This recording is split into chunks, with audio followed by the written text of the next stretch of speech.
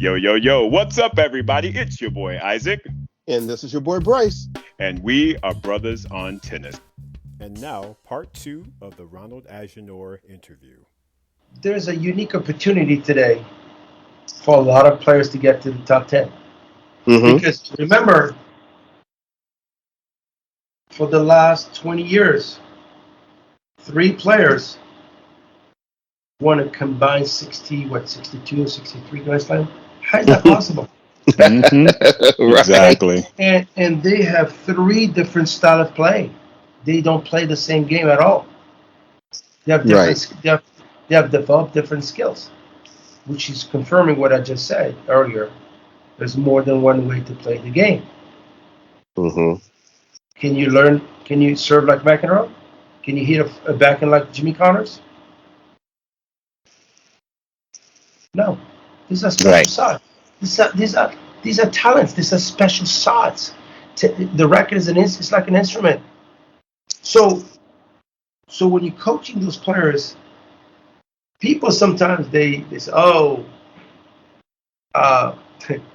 they sometimes downplay the coaching skills of former players. They're like, oh no, maybe he was a good player, but you don't know if he's going to be a good coach.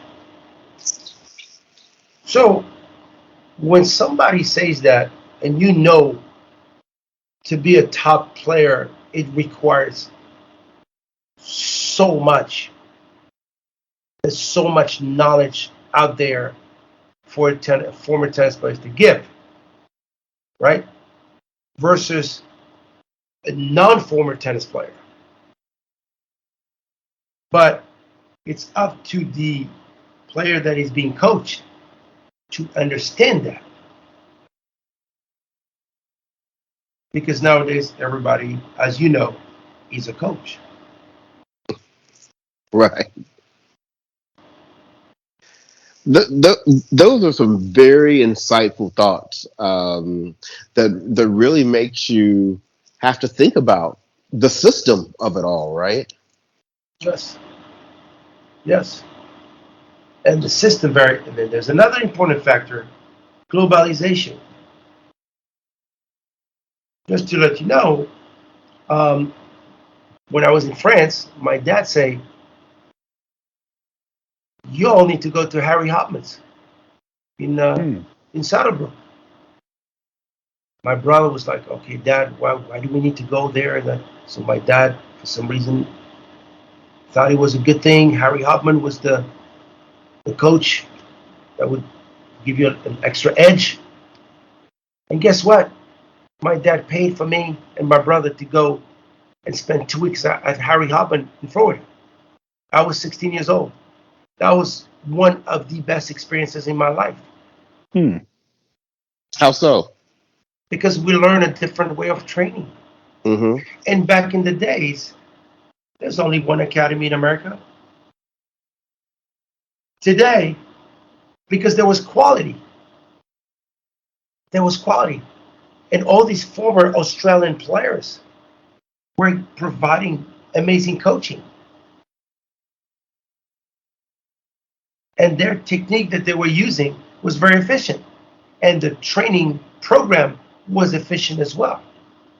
And I benefit greatly from those 2 weeks of training at that academy back then. Now, this is like McDonald's. There's an academy at every freaking corner.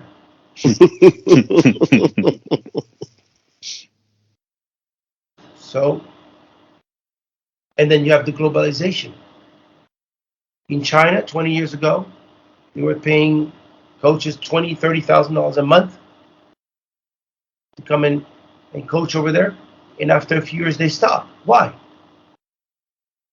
Because they got they paid, they got all the knowledge. Yep. And now Chinese coaches are amazing. Japanese coaches are amazing. All over Asia, you go there and you find a great coach. Because they learned. They pay for it. And they're running away with it. So now you have tournaments as well, because the economy has been the strongest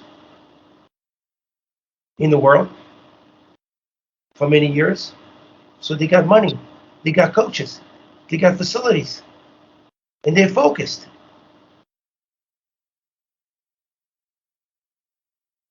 Do you see what's that? So Europeans, same thing. They've developed academies, players and players and players and players and players and players. 99%, 95%, 96% of the game is dominated by Europeans for the last 20 years. There's a reason for that. So,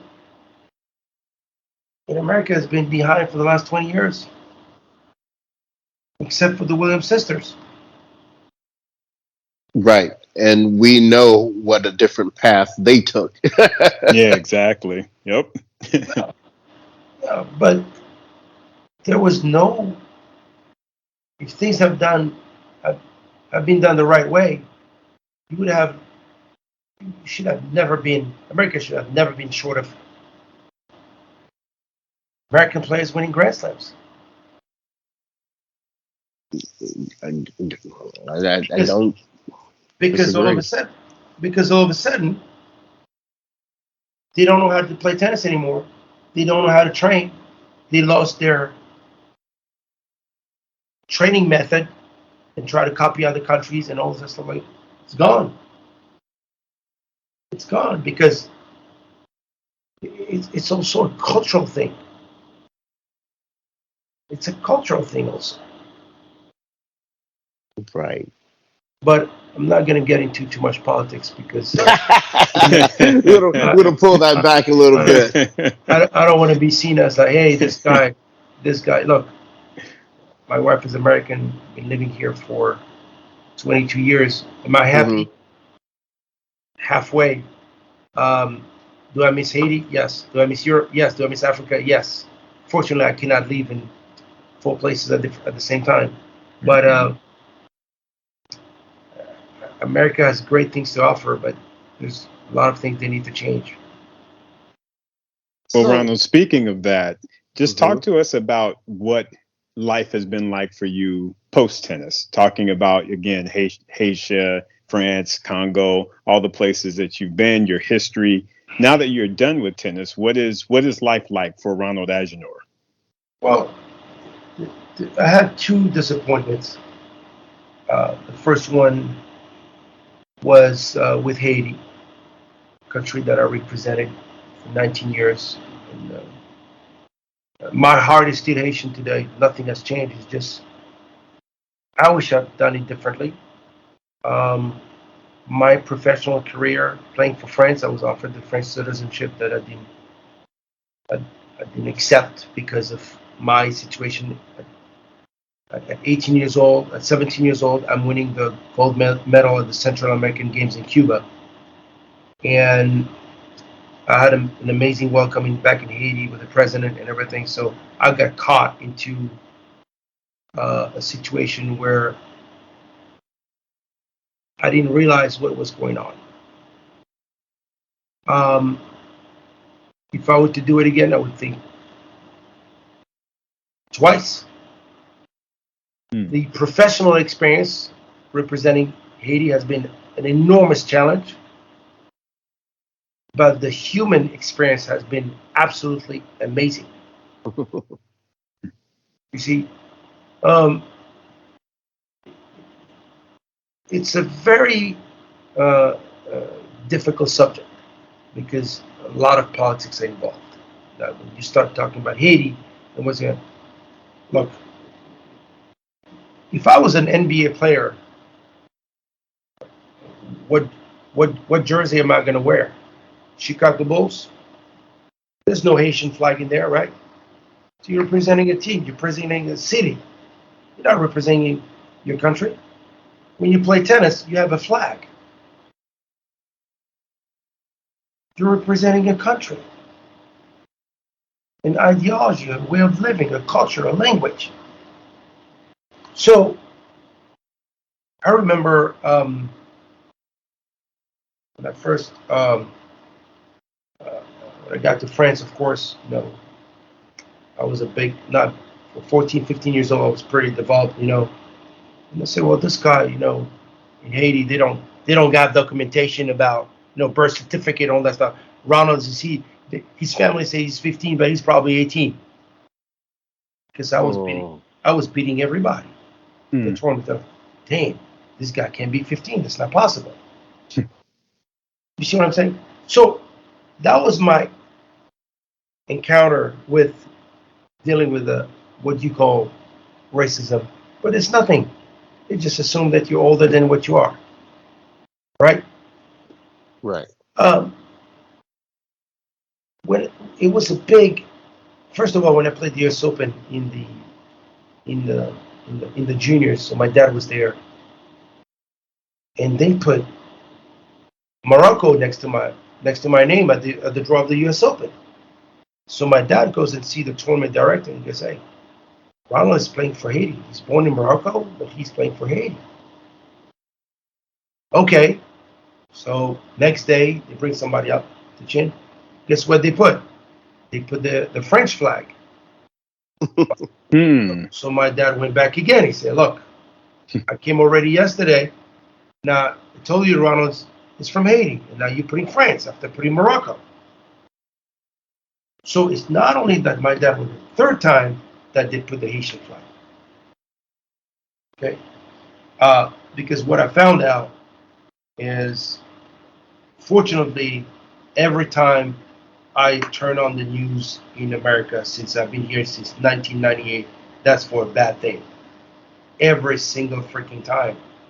There's not one time I've seen anything on TV that looks like, hey, maybe there's another side of Haiti that we need to show.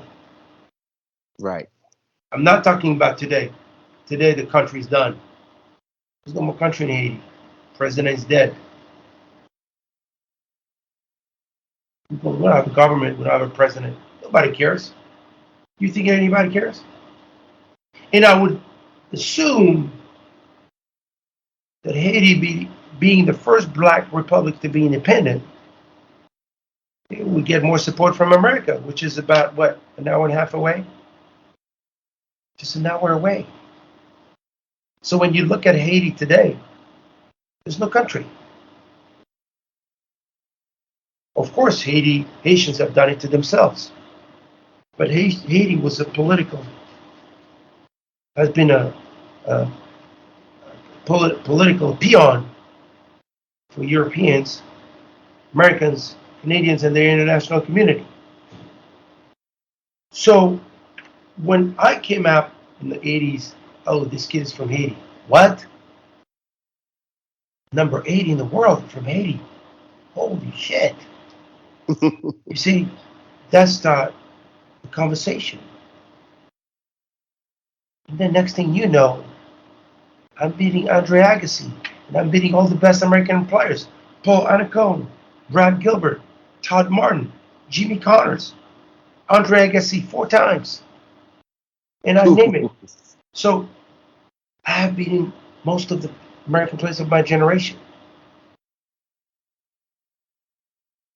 I was actually going to make a comment about that, about your history. You really liked playing American players, apparently.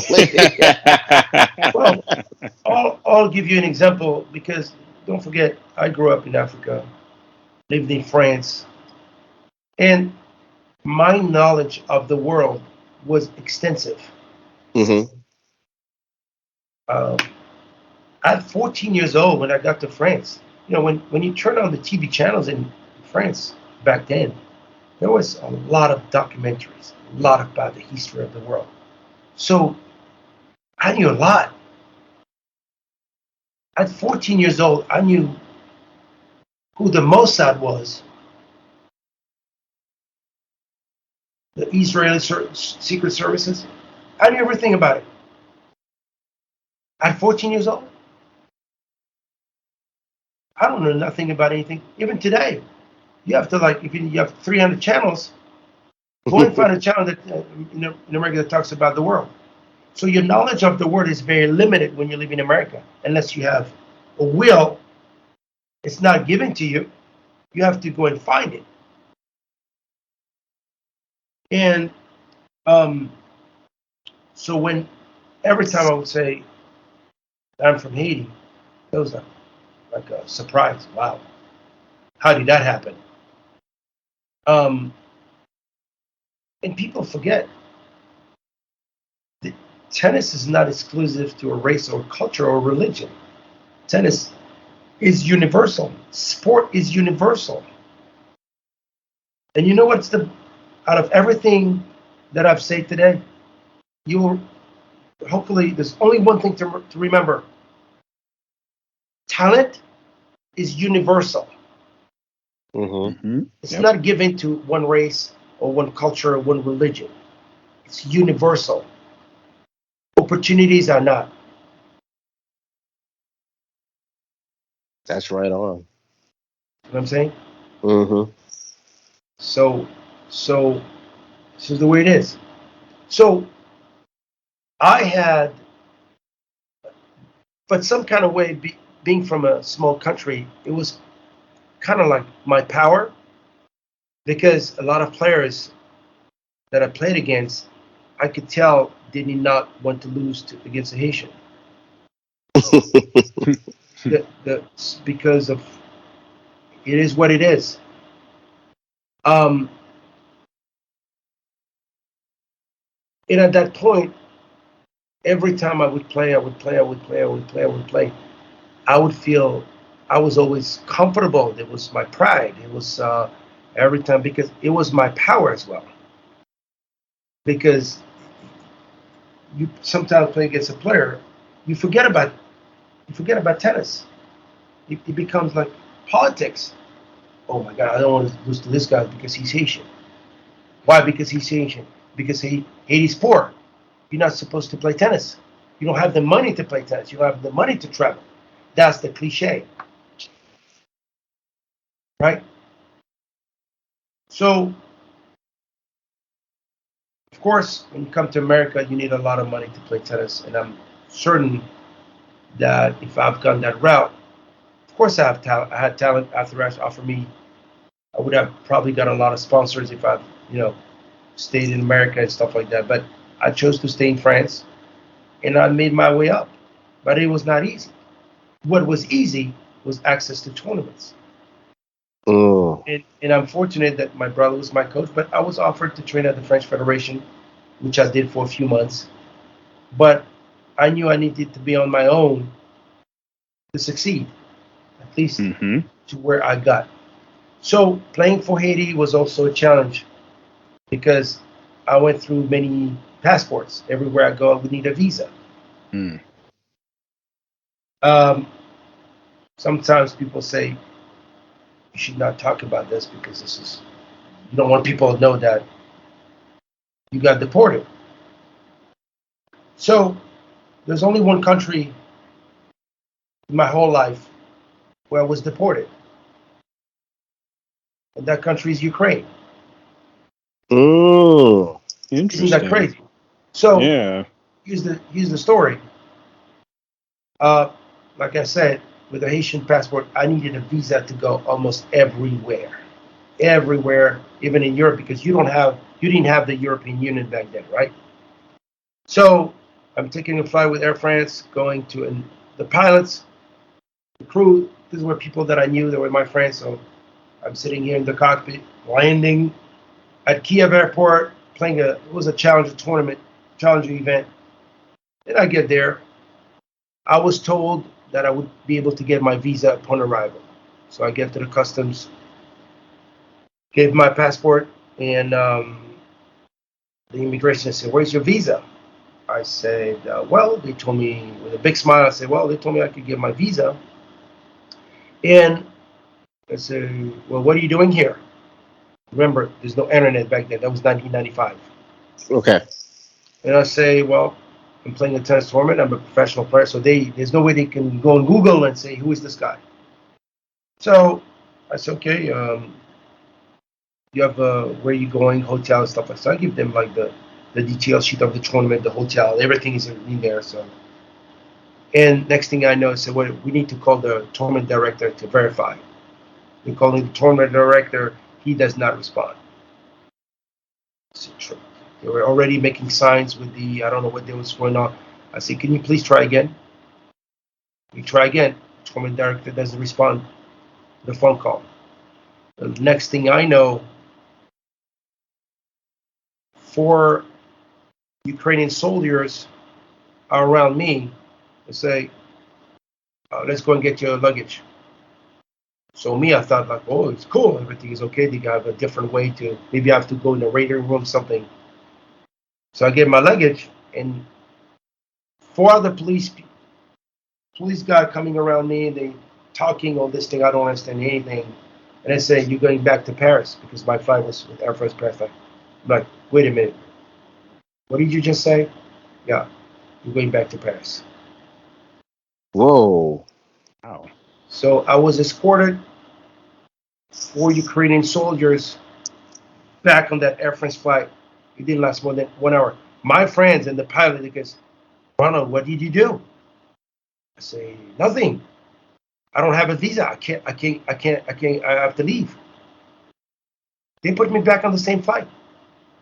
I had to go to Paris, back to Paris, spend 2 days in Paris, go and get my visa at the Ukrainian embassy, and get back on Wednesday, 2 days later, back on the tournament to lose first round, because I didn't feel like I wanted to stay. I never went back there anyways. And I had to go back. Right.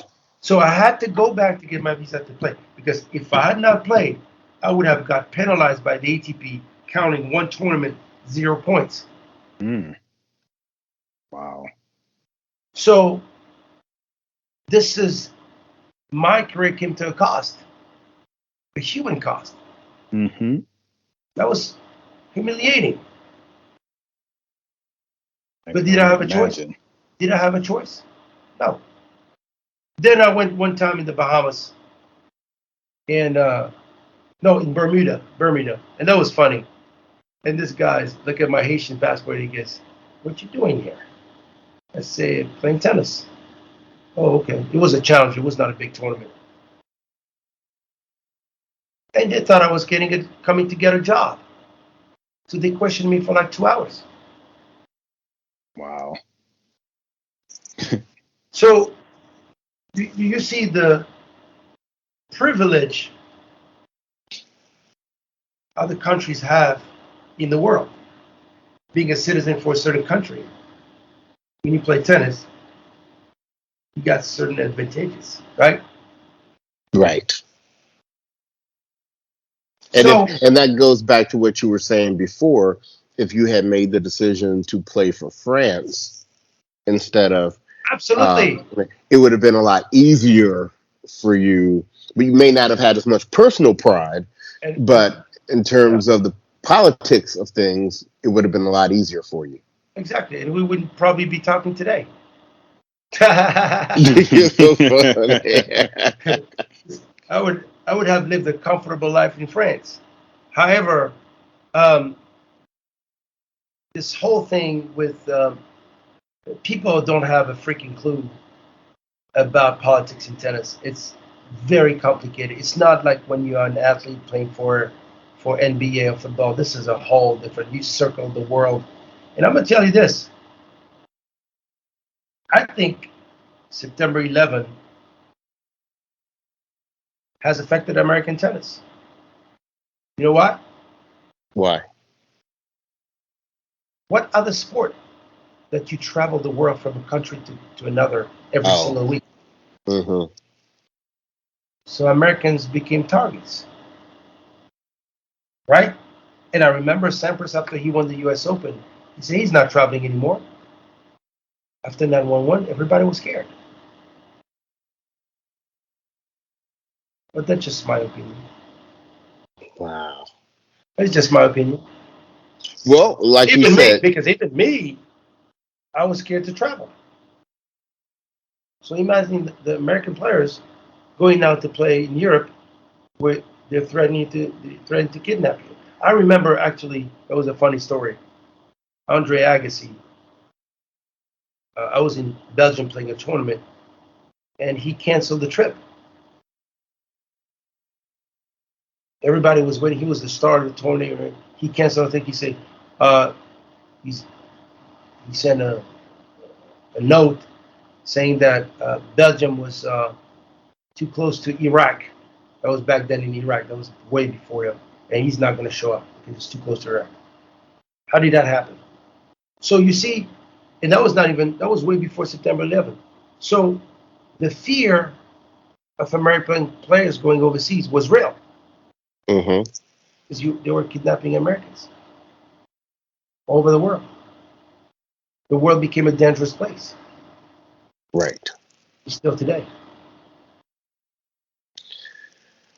So now that you've transitioned into this beautiful life with your wife and your daughters, and I think you're based in Miami, you know, what are you doing now? You still doing things with Well, tennis? I We, have we been. know the music. It has been a little bit more complicated than that. I've been when I moved from France in 1988. I opened my academy in California, in Los Angeles, and I had a good run with my academy. However, I didn't want to stay uh, too long over there. I wanted to move back to the East Coast, so I went to Florida for a few months.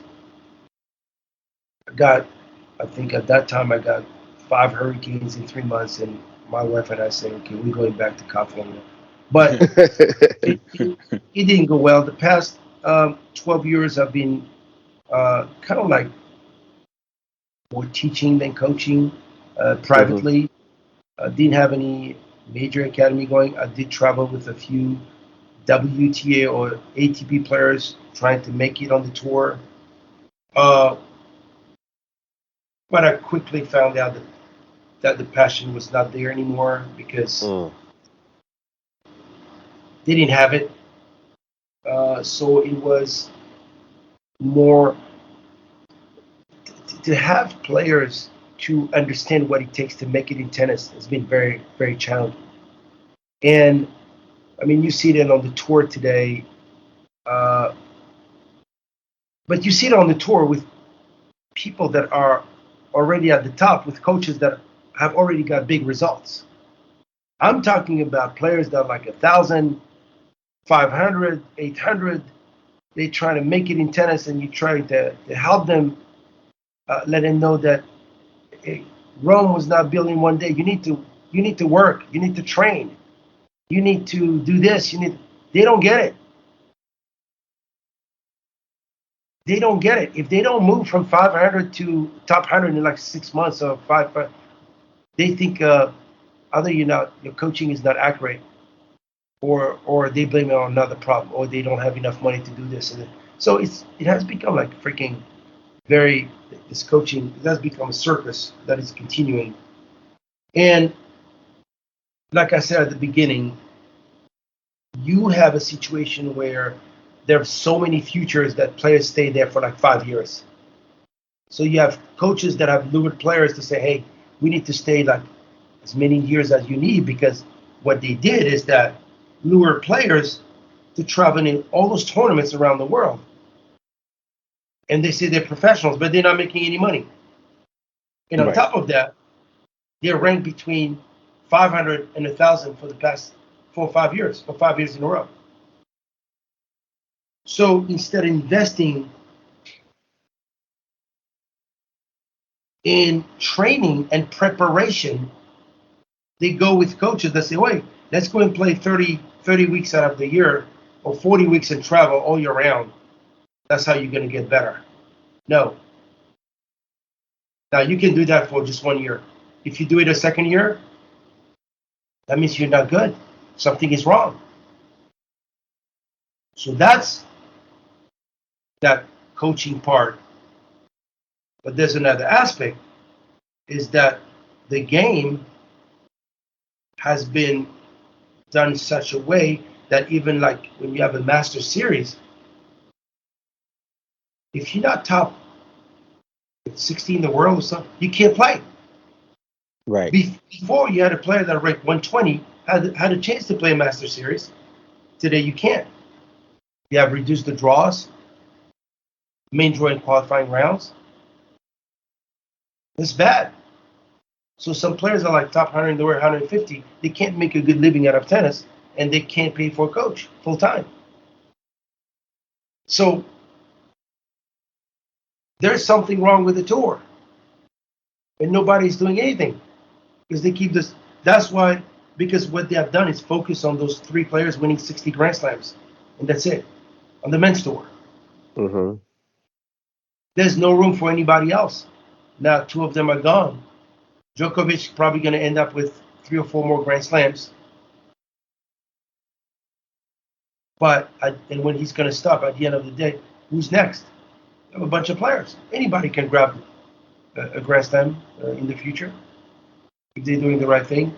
However, players that are below 100 in the world today, they cannot make it. They cannot make big money.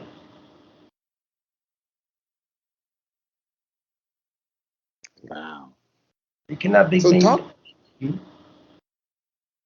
Oh, I was going to say, and I totally agree with everything that you're saying, because we've heard this from other people as well, that's the reality of the tennis circuit. You know, we've heard that basically if you're not in the top 100,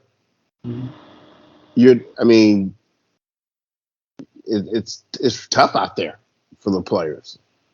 They're chasing a dream that's very, very expensive to chase with no guarantees. Because it costs a lot of money, and especially in America, go and make a full schedule in America. It's going to cost you, just for the coaches' expense, for a good coaching expense, it's going to cost you $150,000 plus the players' expenses. Wow. Who's going to pay for that? Either your dad is rich, or you got a sponsor, or the USTA is taking care of you. But with all the money the USTA has, and have been generating, where are the players? Right. And we've had the same question. I'm not talking about now. I'm talking about the last 20 years. Mm-hmm. Yep. What happened to the 20 years? You have, and then in terms of like diversity, you got Chapoy, that I saw this player. What's his name again? Eubanks? Yeah, Chris. Uh-huh. But it's to me, they could be so much better. They took all this time to just be seen out there. They should have been way better a few years ago. Taking too much time.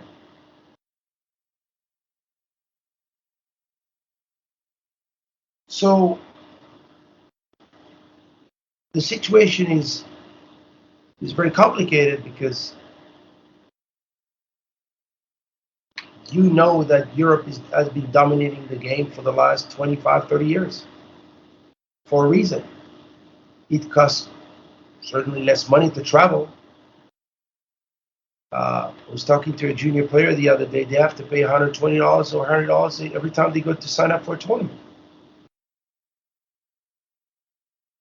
In Europe, it costs you like $30, $25. Wow. You see, so to make it in America, you gotta have a structure. You gotta have, but building facilities doesn't build players. It's the quality of the coaching that you provide and the knowledge that you give that makes a difference. Of course, you need a talent. Oh, you need talent. There's a lot of talents, and some players got so much money to make it, they ended up making it. But I bet you give me the same amount of money there's way more talented players than certain players, but they don't have access to that. So these future tournaments has been a disaster to the sport. Not only that, I was coaching a female player and then a male player. They were both between 500 and 1,000 on the ITP WTA. And when they were losing, they would show me the message they would get on Facebook, on Instagram, or social media. And it's like death threats. Like using bad words, slurs, and how did you lose that? Because the future, as those players are not making that much money, but those futures are they're not designed for you to make money. They're designed for you to get match experience for a short period of time. Mm-hmm. They turned this, and that's the ITF doing this, and other places. Actually, it's the ITF because they're the ones running those ITF tournaments, and it's disgraceful because now you have a bunch of players that are betting in those tournaments, and they're threatening players. Right. And players sometimes now they don't make enough money, and they're selling their matches. How is that possible? How is that possible? I don't know. So because the game is corrupted to the core.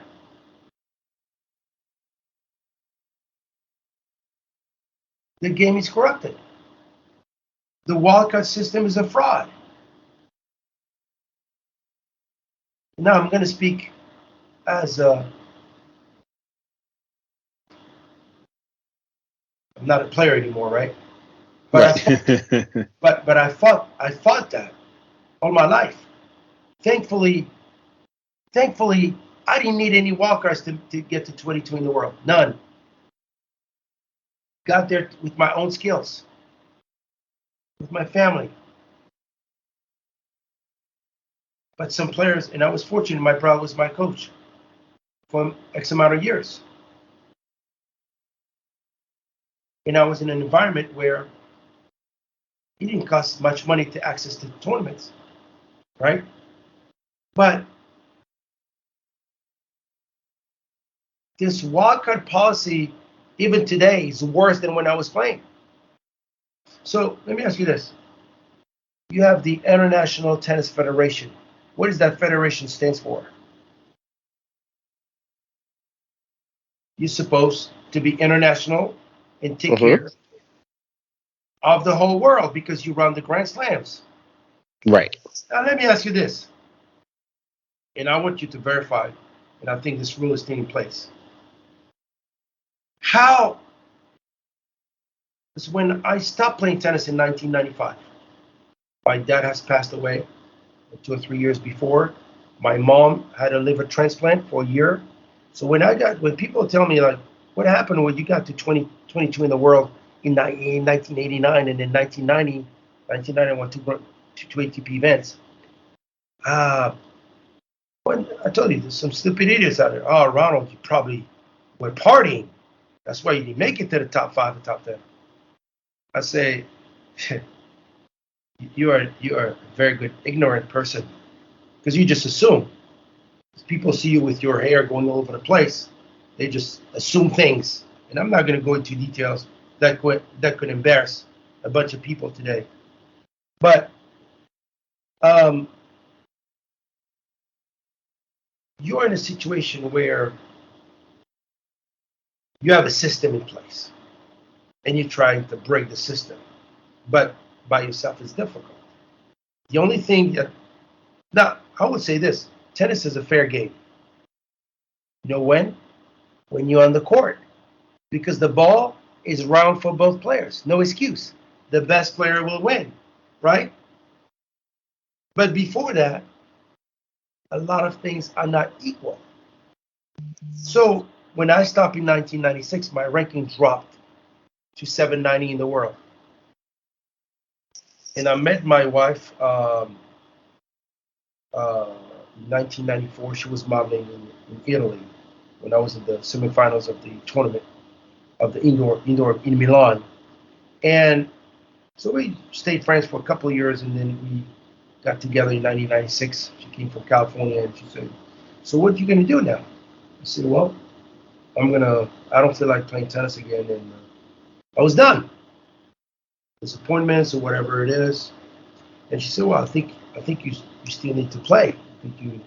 So I said, "Okay." I knew that I was not going to be the player I was, but she encouraged me to play. Actually, it's probably the only person on the planet that thought that I'd still have it some kind of way. And I was like 33 years old, and at that time, you were really old. So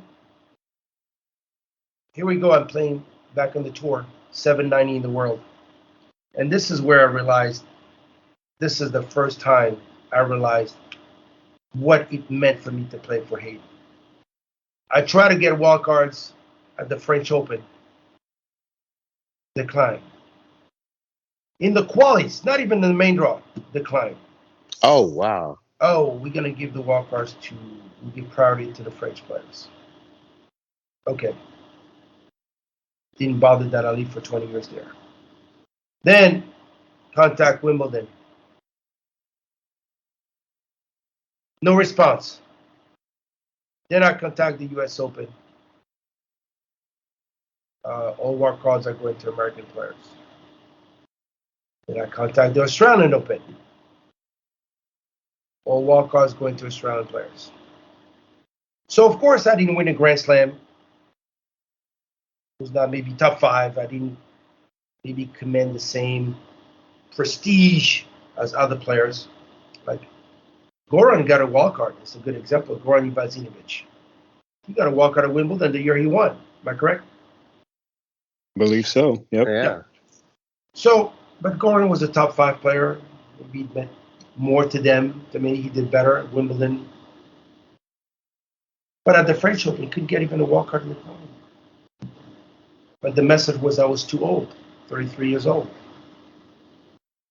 So I decided to play again. But the reality, instead of telling me, you're from Haiti, you ain't getting no wild card. That's the message, the real message. And so I said, okay. So that's why I decided to play again. I played futures. I played every minor league tournament you know. I won many of them, make a great comeback. And I'll give you an example. The Miami Open, I had to play the pre-quals at 34 years old.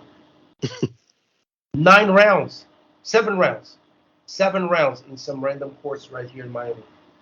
Then I had to win 2 rounds in the qualifying rounds. By the time I got to the main draw, that was 9 matches. Wow. I was tired. Can imagine. And when I get off the court, I lost my first round in three sets. I get off the court. They said, Ronald, we need to do a drug test. I say, great. Not only I had to work my butt off to get all those rounds, now I have to do after a 3-hour match, because they couldn't believe a guy of that age at that time would be in that kind of shape. Right. So the only guy doing this was Jimmy Connors. So after 2 years grinding it out, I'm back in the French Open in the main draw, right? With my own ranking. I ended up in 1999, I became the first player since Jimmy Connors to finish the year in the top 100 after 35. Mm-hmm. Got to the main draw of the French Open. I missed the cut of the U.S. Open. I lost in the last round qualies. I didn't want to go to I did go to the Australian Open. Now, another thing is that I went to the Australian Open when I was 500 on the ATP to take my chance to play the qualies. I didn't get in. I went all the way to Australia. Didn't get in. Couldn't get a wildcard.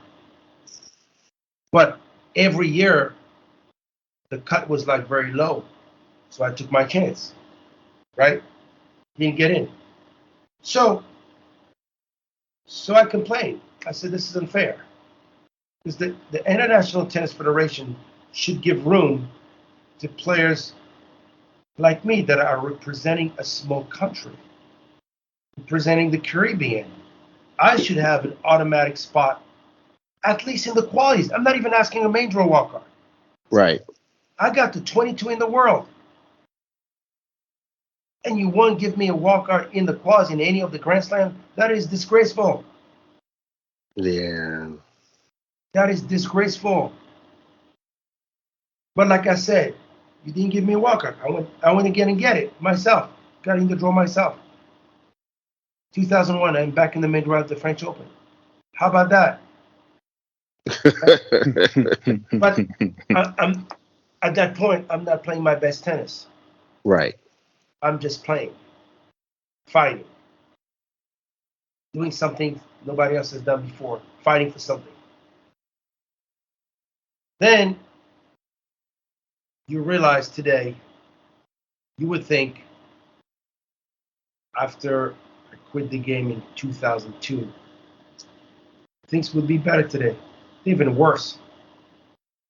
They're even worse. A lot of players go faster because of the wild cards than other players.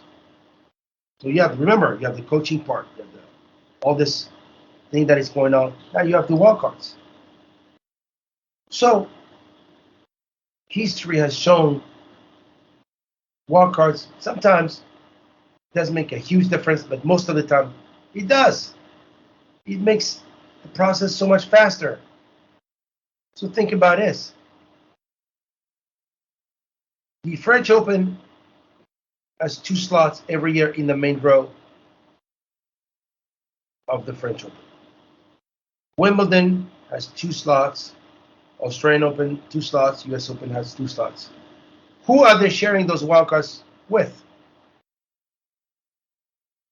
Within themselves. So the US Open is swapping wildcard with France, England, Right. Australia. Mm-hmm. Right? So what happened to guys like me? What happened to guys like that have a pretty good ranking like that, 250, they cannot get in? You're not going to give them a wild card if they're from another country? Do you see how the system is recycling and nobody's saying anything? Nobody's saying it. That's the worst part. Nobody's saying anything. So the International Tennis Federation, I don't know why they use international. Why they use it? Why they don't have a spot for certain, let's say, take Africa, put a pre-qualifying tournament, and the 2 finalists get a wild card, 2 wild cards in the quals of the French Open or the US Open. Give them a chance. Right. Or even Asia. Or South America. Caribbean. Nobody's saying anything. The wildcard system has been a fraud all along, and it's still today. It's even worse today. So when you try to find out why certain players are not making it anymore, there's a reason. This tennis has become freaking more difficult than ever. So if you don't have proper guidance and proper coaching and a plan to beat the system, you done. But some found a way to beat the system. Why? Because they also have superior tennis. Right. When you have superior tennis, you can bypass a lot of those things. But some players, they don't have superior tennis, but they can get to superior tennis. But they can't do it because in between, there's so many roadblocks. Right. Well, and you have to remember too, at the end of the day, the tennis tours are a business, right? So they're going to make decisions that are the best business decisions for them, best financial decisions for them, versus being these organizations where they're looking to, make sure that there's equality or equal opportunity. Okay, I agree with you. How do you make this equality when management companies own half of the tournaments? Mm-hmm. You have manager coaches own the tournament. How is that possible? Yeah. This has become a private company. Mm-hmm. So you get hired or you get pushed back. See what I'm saying? Right.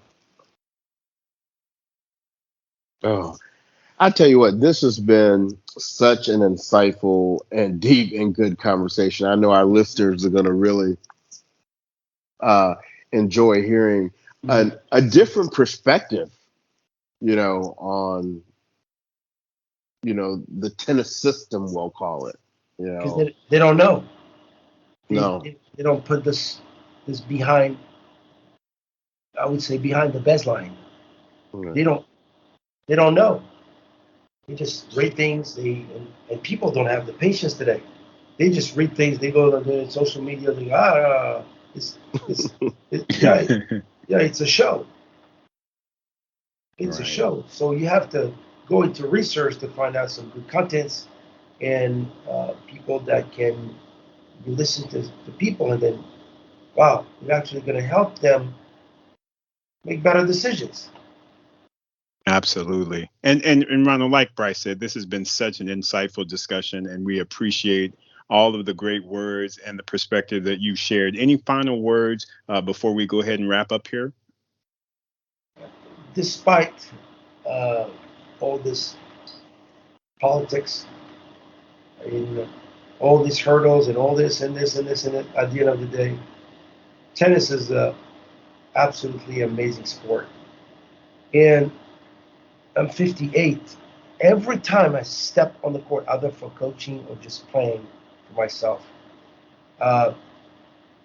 it's pure joy. Because you know what? When I get on the court, when I close the door, all the issues that you might have, all the bad things that you might be going through, whatever, they're going to stay right there at the door. When you close the door to get on that court, the tennis court becomes the place of paradise. So people that love the game, they need to continue playing as long as they can, because that's one beautiful sport. As a matter of fact, I found a new life in playing, continue playing and coaching. I'm playing with old rackets that are all as old as me. and I get this is like music. I like to hear music on vinyls, right? Because this is where you had a connection. You get an LP, you get the album, you get the lyrics, you get the story, you get the pictures, you get this big thing, and you get the beautiful sound. Tennis rackets is the same. And one thing I will say, the tennis today, of course, there's some exceptional players or whatever, but we need to see a little more finesse, which is very difficult when you're playing with rackets that are and strings that are so hard. They are like boards, right? Mm-hmm. So when I see Alcaraz play, I'm like, hey, he's playing back in the days in his own way, but he has a style of play that reminds me of players back in the days, and that's something I really enjoy watching. So hopefully that inspires more players to be more creative and take tennis as an art, because that's what it was, and it still should be today. Beautiful words. Well, I tell you what, this has been an amazing conversation, and honestly, we can't wait to meet you in person one day. Sure. We'll have to catch you at, I don't know, the U.S. Open, or we're coming down to the Miami Open next year. So if you're hopefully, if I'm still around in Florida, however, people can still connect with me with music, because as you know, I've been playing guitar since I'm 15. I've been traveling with my guitar all over the tournaments I would play. So I missed a flight one day because I was playing guitar and forgot my flight was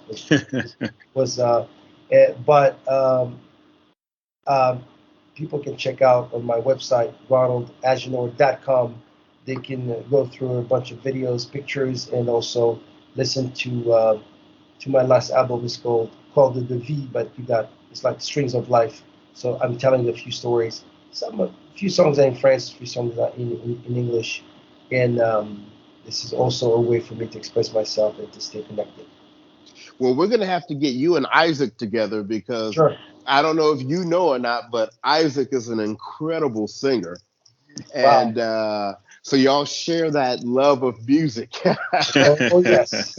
Probably we should have a music subject. I would love to connect with fellow musicians, because there's this is also ultimate art, and it's also great to discuss music. That's right. Would love that. Yep. Well, thank you once again. And family, this has been Ronald Agenor, live, uncut, unfiltered, for your listening pleasure. And please send me your address. I'll send you guys a CD. Oh, awesome. Perfect. So, and if you can hold on the line for just a second, we're going to close this up. Thanks for listening. We have more great interviews coming for you in the upcoming weeks. And as always, stay safe, stay healthy. And on behalf of the podcast, this has been your boy Bryce. And this is your boy Isaac. And we are Brothers on Tennis. Everyone, stay safe.